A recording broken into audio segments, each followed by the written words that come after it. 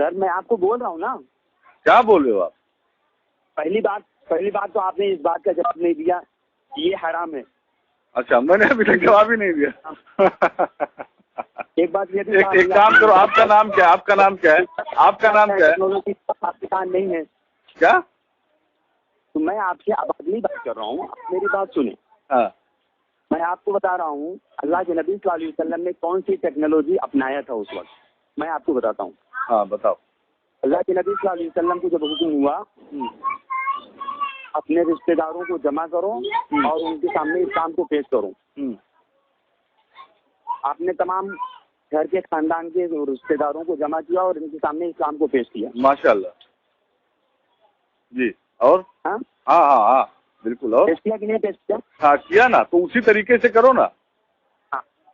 ہاں آپ آگے آپ مطلب پنچ کیوں کرنا شروع کر دیتے ہیں؟ آپ میری بات تو سن لیں. ہاں نہیں، کچھ نہیں میں نے کیا بھائی. ہاں بولیے. ایک منٹ. ہاں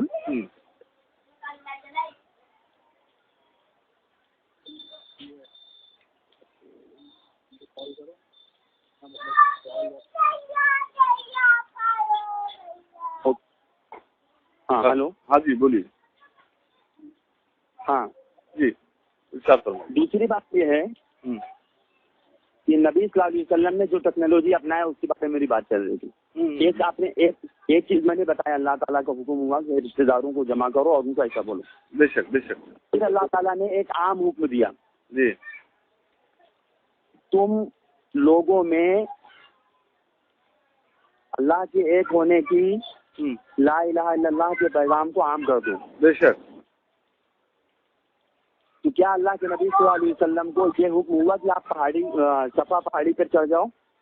جی کہیں ہے حکم؟ اللہ کے نبی صلی اللہ علیہ وسلم کو کیا حکم ملا کہ آپ صفا پہاڑی پہ چڑھ جاؤ؟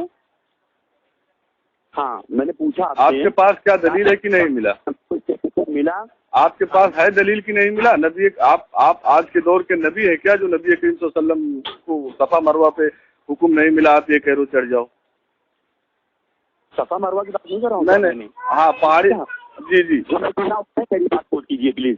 ہاں تو آپ کے پاس کیا دلیل ہے حکم نہیں ملا؟ جبکہ قرآن یہ گواہی ہے، شاہد ہے کہ آپ کوئی بھی بات نہیں کہتے، میرے مطلب جو میں کہتا ہوں وہی کہتے، اپنی مرضی سے کوئی بات نہیں کہتے. تو آپ پھر ایسے کیسے کہہ دیے ان کو حکم ملا کہ آپ جو ہے پہاڑ پہ چڑھ جائیں؟ پھر اعلان میں کریں. آپ سے پوچھ رہا ہوں. تو میں بتایا نا. ہاں تو وہی میں پوچھ رہا ہوں کہ وہی میں کہہ رہا ہوں آپ سے، نبی کریم صلی اللہ علیہ وسلم اپنی مرضی سے کچھ بھی نہیں کہتے تھے اور نہ کرتے تھے.